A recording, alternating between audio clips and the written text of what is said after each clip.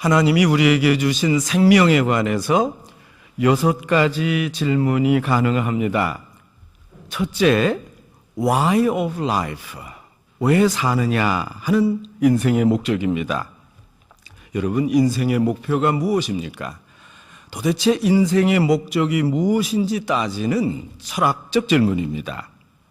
둘째, who of life?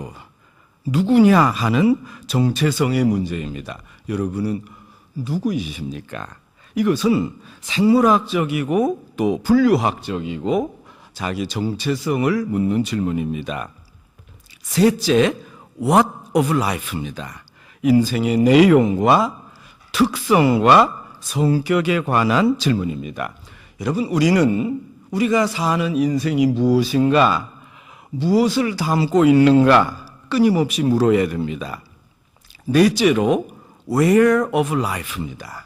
이것은 생태학적인 환경에 관한 질문입니다. 우리 생명이 어디에 놓여 있는가, 어디에 살고 있는가, 그 생명은 환경에 어떤 영향을 끼치고 있는가 하는 내용입니다.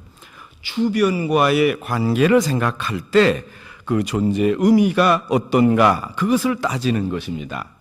또 그런가 하면 다섯째, when of life입니다. 어느 때 존재하는 생명인지 그 시점을 묻고 있습니다. 생명의 주기와 리듬, 또 얼마 동안 살 것인가, 그 기간에 대한 질문입니다. 여섯째는 how of life입니다. 그 존재 양식을 묻는 겁니다. 생명이 어떻게 존재하고 있느냐, 그런 질문입니다. 여러분, 그런데 지금 말한 6가지 질문보다 한층 더 중요한 질문이 있습니다. 그것은 whose of life입니다. 내 생명이 어디에 소속되어 있느냐, 이것은 생명의 소유의 문제입니다. 여러분, 우리가 모두 생명을 가지고 인생을 살고 있습니다. 그런데 나의 인생의 주인은 누구입니까? 이 생명이 어디에서 비롯된 것입니까? 내 생명의 소속과 속성을 묻는 중요한 7번째 질문입니다. 여러분, 여러분의 생명은 어디에 속해 있습니까? 여러분 인생의 속성이 무엇입니까? 대충 보면 각양 다 다릅니다. 여러분, 요즘에 보면 돈을 조금 손해봤다고 생명을 끊는 사람이 있습니다. 또 누가 봐도 변변치 않은 명예와 지위인데 자기 명예를 손상받았다, 이렇게 억울해하는 사람도 있습니다. 여러분, 사람들의 생명이 도대체 어디에 속한 것입니까? 내 생명이 어디에 소속되어 있기에 그런 생각을 하는 것입니까? 여러분, 성 어거스틴이 완숙한 신앙의 경지에 들어가기 전에 경험했던 일입니다. 하루는 성 어거스틴이 아주 희귀한 꿈을 꾸었습니다. 여러분, 이것은 어디까지나 꿈입니다. 어거스틴이 이제 이 세상을 하직하고 하늘나라에 갔는데 천국문에서 천사가 영접을 하며 묻더랍니다. 너는 생소한데 너는 누구냐? 그러니까 어거스틴이 차츰 나름 겸손하게 생각하면서 이렇게 대답을 했습니다. 저는 그저 일개 그리스도인입니다. 그러자 천사가 어거스틴을 자세히 보았습니다. 그리고 대답했습니다. 아니다. 너는 그리스도인이 아니다. 내 머리와 생각은 예수 그리스도의 말씀으로 가득 차 있지 않고 내가 보니까 철학자 키케로의 생각으로 가득 차 있구나. 그러므로 너는 그리스도인이 아니다. 어거스틴이 깜짝 놀라서 잠을 깼습니다. 그리고 슬피 통곡하면서 철저하게 회개했습니다. 마침내 어거스틴이 하나님의 말씀과 성경과 또 그리스도 교훈과 성령 충만의 역사로 가슴을 채우고야 비로소 참 그리스도인이 되었습니다. 성도 여러분, 여러분과 저의 생명 정체성이 무엇입니까? 우리는 어디에 소속이 되어 있습니까? 우리 생명의 소속을 어떻게 평가해야 하겠습니다. 여러분, 다시 6가지로 물어봅시다. 거기에 7제를 더하여 나는 누구의 소속이냐? 어디에 속한 생명이냐? 나는 누구의 것이냐? 이것을 물어야 하겠습니다. 오늘 성경에는 그리스도인의 생명 정체성을 아주 본질적으로 설명하는 평가 기준이 나옵니다. 이것은 조금 어려운 내용이지만 사도 바울이 강조했습니다. 그래서 우리는 꼭 알아야 하겠습니다. 우리의 생명 정체성이 어디 있는가? 아주 신비롭고 오묘한 말씀이지만 그러나 실제적인 말씀입니다. 누구나 한순간도 여기에 떠나서 생활할 수 없습니다. 생명 문제에 대한 아주 중요한 설명이 오늘 이 짧은 성경에 나와 있기 때문입니다. 그리스도인이 누구입니까? 오늘 성경에 보면 그리스도인은 이미 죽은 존재입니다. 여러분, 내일 죽는다는 게 아닙니다. 지금 죽어가는 상태로 조금 있으면 내가 사망한다, 그런 말이 아닙니다. 벌써 죽었습니다. 그리스도인에 대한 정의가 여기에서 출발합니다. 여러분, 근심과 걱정이 있으십니까? 아직도 복잡한 문제가 있습니까? 그런데 우리가 조금만 생각해 보면 그거 다 별게 아닙니다. 다만 한 가지, 내가 죽지 못해서 그러는 겁니다. 그리스도인이라면 철저하게 죽었어야 합니다. 아직 덜 죽어서, 지금 설 죽어서 이렇게 바둥거리는 것입니다. 아직 죽지 않았기 때문에 생각이 많고 인생이 복잡한 것입니다. 여러분, 우리가 이미 죽었다면 아무 문제가 없습니다. 여러분, 결혼을 생각해도 우리는 이미 죽은 존재입니다. 한 사람이 결혼을 하면 결혼과 함께 결혼 전의 과거는 다 죽여야 됩니다. 웃지 못할 이야기가 있습니다. 여러분, 제가 이전 신학교를 다닐 때 한국에서 우리 졸업여행을 우리 전도사님들이 기도하고 또 돈을 모으고 해서 이스라엘 성지순례를 갔었습니다. 이것은 아마 한국에서도 처음 있는 일이었습니다.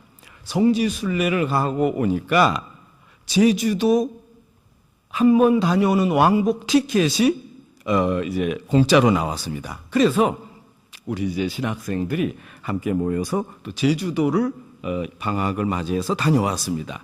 제가 제주도를 갔다가 그 현장에서 직접 본 것입니다.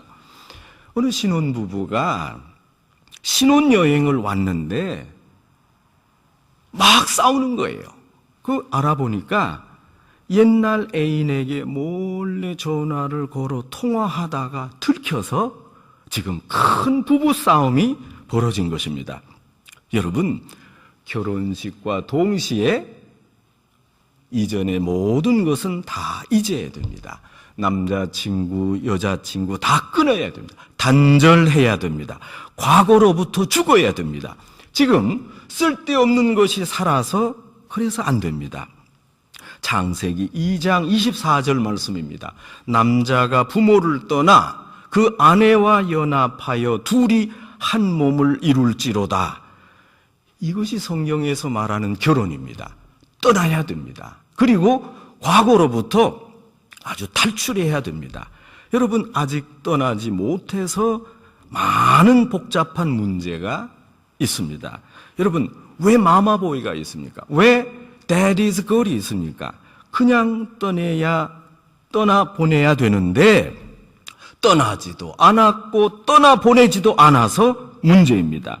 여러분, 결혼 후에 왜 그렇게 말이 많고 간섭이 많습니까? 이전과 단절이 되지 않아서 그렇습니다. 여러분, 결혼식 날로 모든 것을 다 정리해야 됩니다. 여러분, 우리 부모는 명절 때다, 또 무슨 큰 일 때 결혼한 자녀 한 번 인사받으면 그것으로 족한 줄로 압시다. 자꾸 참견하고 또 참여해라. 이것은 떠나보내지 못하는 마음입니다. 여러분, 요즘에 한국에서 대가족 때문에, 그 가족사 때문에 힘들어서 내가 이민 가겠다, 그런 젊은이들이 의외로 많답니다. 여러분, 대가족 제도가 나쁘다는 것이 아닙니다. 한국 사람들의 정에 어린 그런 가족 관계가 좋지 않다는 말이 아닙니다. 정신적으로 독립되어야 됩니다. 부모를 떠나 아내와 연합하라, 이것이 가정입니다. 그런데 정작 떠나지도 않았고 떠나보내지도 못했습니다. 이것저것 신경 쓰느라고 되는 일이 하나도 없습니다. 여러분, 우리는 과거로부터 단절돼야 됩니다. 깨끗이 끊어지고야 앞으로 나가는 추진력이 생깁니다. 우리가 명심할 것입니다. 지난 일을 얼마나 깨끗이 십자가에 못 박았느냐, 그것이 관건입니다. 그리스도인은 회개도 그렇습니다. 철저하게 회개해야 합니다. 여러분, 회개는 눈물 흘리는 게 아닙니다. 과거에 대한 미련을 아예 버려야 됩니다. 과거를 완전히 십자가에 묻어버리고 과거를 떠나고 과거와 관련된 모든 것을 끊고 그리고 새 출발해야 됩니다. 죽음은 실패와 절망과 좌절이 아닙니다. 여러분, 우리는 율법과 함께 은혜 앞에서 죽었습니다. 온전히 죽었습니다. 여러분, 또 좀 더 나아가서 우리는 은혜 앞에서도 죽었습니다. 여러분, 그게 무슨 말입니까? 큰 은혜를 만나면 내가 너무 작은 존재가 됩니다. 마지막에는 내가 없어지고 맙니다. 여러분, 혹 이런 경험이 있으십니까? 사랑이 너무 고맙고 은혜가 너무 고마운 나머지 나는 아무 존재성을 느끼지 못합니다. 나는 없어졌습니다. 너무 위대한 사랑 앞에 나는 nothing이 됐습니다. 여러분, 이 정도가 돼야 그리스도인입니다. 여러분, 우리가 너무 크고 너무 놀라운 하나님의 은혜에 감격하는 순간 내 욕심과 내 중심적인 교만, 내 세속적인 욕망, 고집이 다 사라지고 맙니다. 부끄럽습니다. 주장할 수가 없습니다. 봄날에 눈 녹듯이 다 없어지고 맙니다. 이 정도가 그리스도인입니다. 이것은 깨달음도 아니고 자기 비하도 아닙니다. 그저 은혜를 경험하면 그 은혜가 너무 크기에 내 자신이 사라지는 것입니다. 부정을 위한 부정이 아닙니다. 은혜에 대한 긍정 앞에 내가 스스로 부정되는 것입니다. 이렇게 하나님의 은혜가 엄청난데 나는 아무것도 아니구나. 그래서 사라지고 마는 것입니다.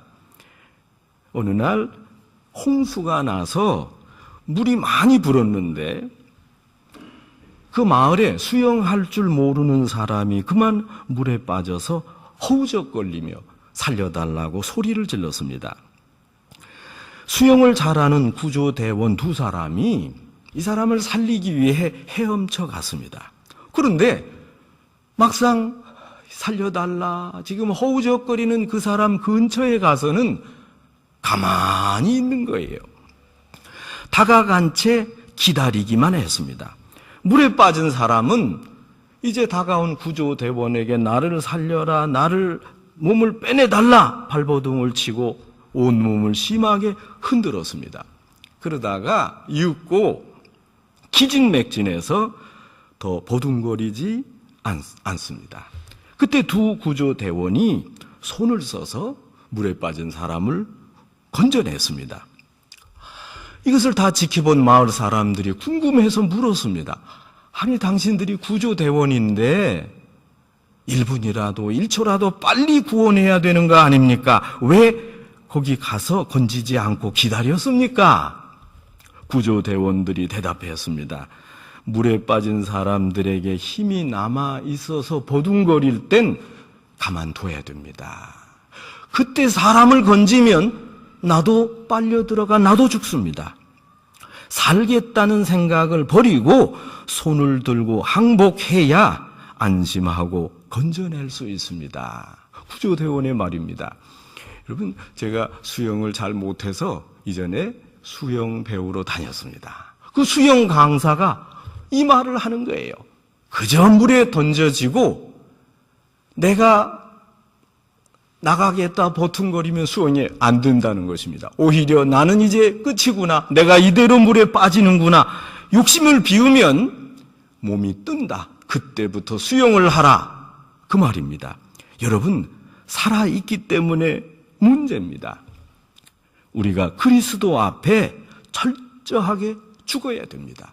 율법 앞에 죽고 은혜 앞에 죽고, 그리고 하나님의 그 오묘한 넓은 사랑 앞에 완전히 죽어져야 합니다. 성 마카리우스에게 한 제자가 물었습니다. 여러분 다 아시는 말씀입니다. 도대체 그리스도인은 죽어야 한다는데 죽는다는 것이 무슨 말입니까? 그러니까 이 성자가 아주 구체적으로 알려주었습니다. 내 집 근처에 공동묘지가 있지 않느냐. 오늘 밤 그 공동묘지에 가서 그 무덤을 향해 이렇게 외쳐라. 이 위선자들아, 천하의 고약한 사람들아, 실컷 욕을 해라. 제자는 성자가 시키니까 그대로 가서 욕을 하고 돌아왔습니다. 돌아온 그를 만난 성자가 물었습니다. 자, 어떻더냐? 제자가 보고했습니다. 제가 소리 질렀는데 아무 반응이 없습니다. 그러하냐? 그러면 내일 아침 또 거기에 가서 이번에는 칭찬을 해봐라. 내리쬐는 햇살을 보면서 당신들은 위대합니다. 아주 훌륭합니다. 많은 족적을 남겼습니다. 고매하고 존경할 만한 인격자입니다. 제자는 아침이 되자 다시 묘지로 가서 그 성인이 말씀한 대로 무덤을 향하여 칭찬의 목소리를 높였습니다. 이제 성자에게 돌아오자 물었습니다. 이번에는 어떻더냐? 역시 아무 반응이 없습니다. 그러자 성자가 말했습니다. 그게 죽었다는 거다. 누가 칭찬을 하건 누가 욕을 하건 아무 반응이 없는 것이다. 여러분, 그리스도 안에 죽은 사람은 반응이 없습니다. 칭찬해도 교만할 것이 없고 중상모략을 해도 부끄러울 필요가 없습니다. 말할 필요가 없습니다. 이미 죽었으니까. 죽은 생명에 말이 없습니다. 빌라도 앞에 예수님을 보시기 바랍니다. 갖은 중상모략을 다 해도 예수님은 아무 말씀이 없으셨습니다. 왜 그렇습니까? 대답할 가치가 없으니까 그렇습니다. 세상에 향해서 이미 죽었습니다. 깨끗이 죽었기 때문에 더 이상 상관하지 않습니다. 상관할 필요가 없습니다. 여러분, 이렇게 죽은 사람이 그리스도인입니다. 무슨 말을 듣고 욱하고 반응하고 예민하고 아직 설익은 그리스도인입니다. 갈라디아서 2장 19절 이하에 보면 이런 귀한 말씀이 있습니다. 내가 율법으로 말미암아 율법을 향하여 죽었나니 이는 하나님을 향하여 살려 함이니라. 내가 그리스도와 함께 십자가에 못 박혔나니 그런즉 이제는 내가 산 것이 아니요 오직 내 안에 계신 그리스도께서 사신 것이라. 또 5장 24절 말씀입니다. 그리스도 예수의 사람들은 육체와 함께 그 정과 욕심을 십자가에 이미 못 박았느니라. 여러분, 십자가를 한번 보시기 바랍니다. 이미 옛날 바로 거기 골고다 언덕에서 내 정과 내 욕심과 나의 모든 부족한 것, 내 명예 다 못 박아 버렸습니다. 이 사람이 그리스도인입니다. 오늘 성경에 보면 또 그리스도인을 정의할 때 둘째로 다시 살아났습니다. 이렇게 죽은 그리스도인이 그리스도와 함께 다시 살리심을 받았습니다. 율법 앞에 죽고 은혜 앞에 죽었지만 또 다시 은혜로 살아났습니다. 그리스도 은혜로 살아났습니다. 이것이 원초적 생명입니다. 나의 나된 의미, 나의 나된 목적 전부가 그리스도입니다. 왜냐하면 그리스도로 말미암아 내가 다시 살았기 때문입니다. 이제는 내가 나를 위해서 사는 게 아닙니다. 나를 위하여 죽으신 바로 그분을 위하여 이제 살 것입니다. 고린도 후서 5장 15절 말씀입니다. 저가 모든 사람을 대신하여 죽으심은 산자로 하여금, 살아있는 사람으로 하여금 이제는 자신을 위하여 살지 않고 오직 저희를 대신하여 죽었다가 다시 사신 자를 위하여 살려 함이니라. 여러분, 우리가 다시 살았습니다. 이제는 나를 위해 살 것이 아닙니다. 나를 살려주신 그리스도를 위해 살 것입니다. 빌립보서 3장 12절 말씀입니다. 오직 내가 그리스도 예수께 잡힌 바 된 그것을 잡으려고 쫓아가노라. 여러분, 이것이 내 이상입니다. 내 기쁨도 그리스도요, 내 영광도 그리스도요. 내가 사는 인생의 목적이 그리스도입니다. 그래서 to live is Christ, to die is gain. 내가 사는 것은 오직 그리스도요, 내가 죽는 것은 얻는 것이다. 이 사람이 그리스도인입니다. 죽는 것이 유익하다고 말합니다. 너무나도 신비롭고 오묘한 말씀입니다. 그리스도가 우리 인생의 목적이요, 의미요, 기쁨이요, 영광입니다. 그리스도 생명 자체가 바로 우리의 삶의 목적입니다.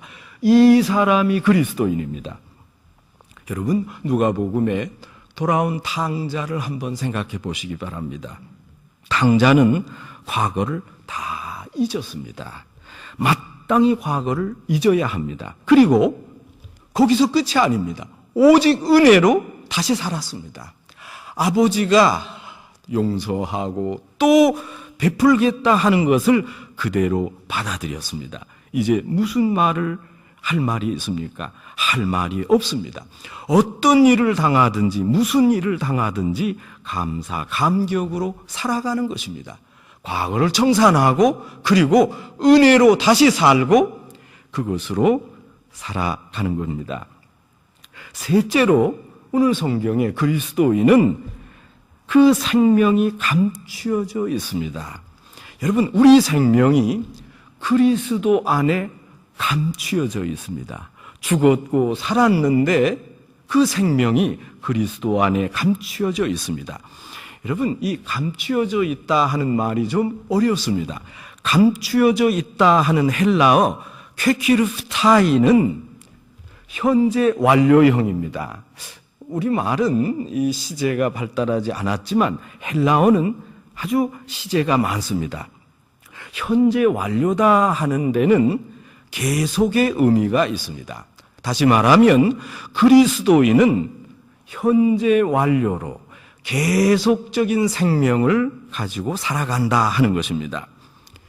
여러분, 한 생물학자가 세미나에서 강연을 하면서 한 씨앗을 보이며 말했습니다.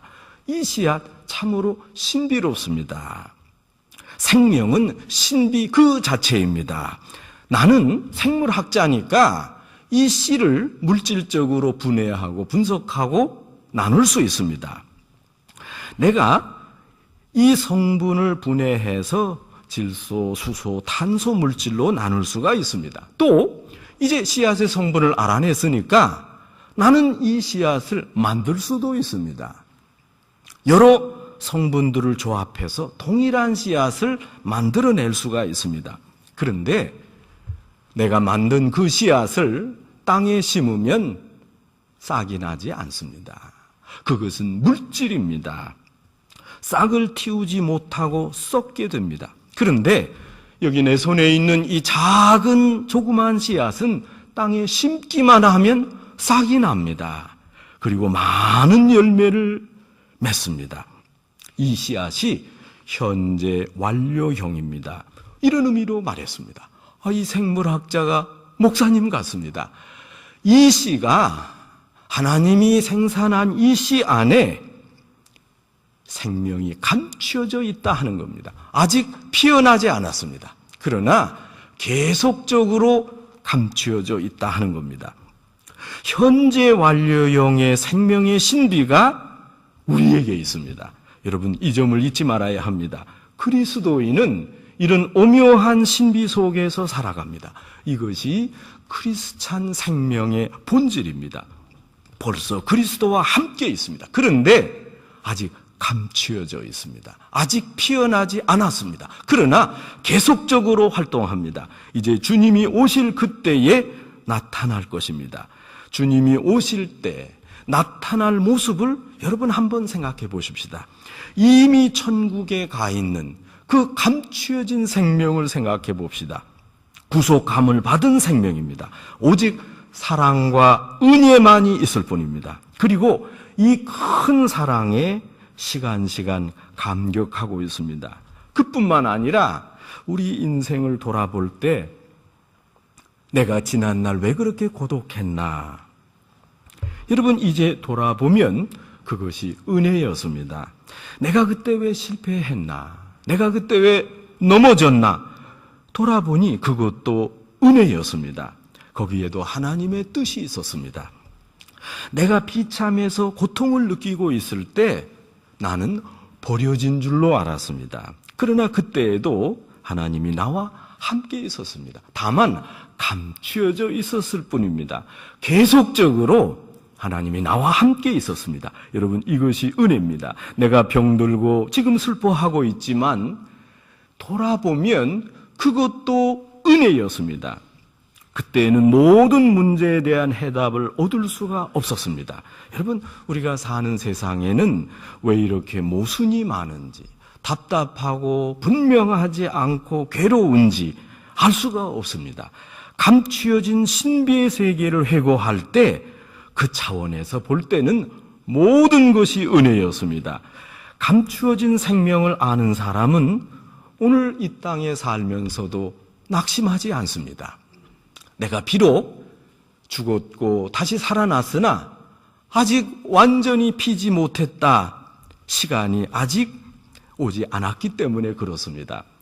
여러분, 스데반이 억울하게 돌에 맞아 죽는 순교를 당하면서도 눈썹 하나 까딱하지 않았습니다. 왜 그렇습니까? 이 생명의 신비를 알았기 때문입니다. 그래서 그 얼굴이 천사의 얼굴과 같았습니다. 여러분, 우리가 이 세상을 살 때 어떤 것에도 휩쓸릴 필요가 없습니다. 우리에게 생명이 소중한 것입니다.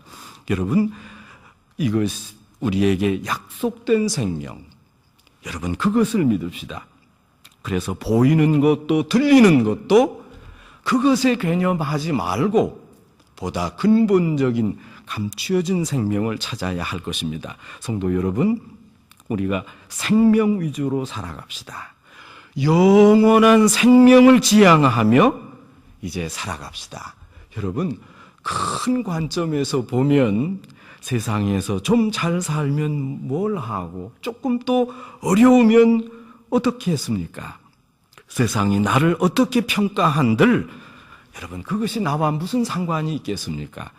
우리가 다 잊어버립시다. 우리에게 주어진 영원한 생명, 생명적 지향적인 인생을 살아갑시다. 오늘 성경에 보면 그리스도와 함께 하는 단어가 3번 등장합니다.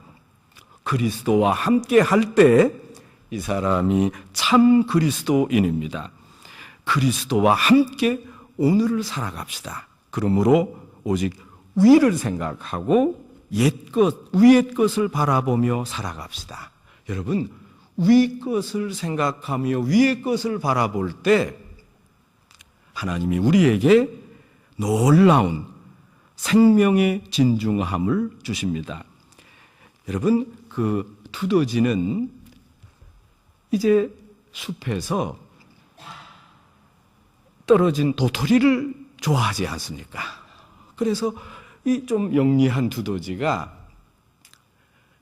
겨울을 위해서 이 도토리를 잘 감추어 두려고 이제 부지런을 떨었습니다.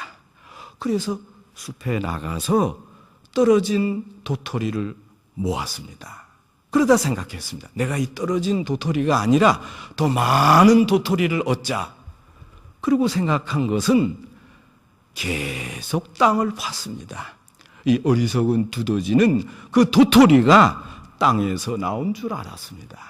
저는 도토리에게 말하고 싶습니다. 이 멍청한 두더지야, 위를 봐라. 도토리 나무가 저 위에 있다. 거기에서 도토리가 떨어지느니라. 그러므로 위를 봐라. 성도 여러분, 우리도 위를 보십시다. 우리 안에 있는 세상의 일들을 가지고 분석하고 또 따지고 그것으로 만족한 답을 얻을 수가 없습니다. 우리는 위의 것을 바라보고 위의 것을 생각하고 감추어진 생명이 피어날 그날을 생각해야 됩니다. 그리고 오늘을 열심히 살아가야 하겠습니다. 함께 나타날 바로 그 영광의 날을 바라보며 오늘을 살아갑시다. 감추어진 현재 완료형의 신비로운 생명을 살아서 결코 실패하지 않는 인생을 사시는, 하나님이 주시는 참된 생명을 사시는 성도 여러분 되시기를 주님의 이름으로 축원합니다. 기도하겠습니다.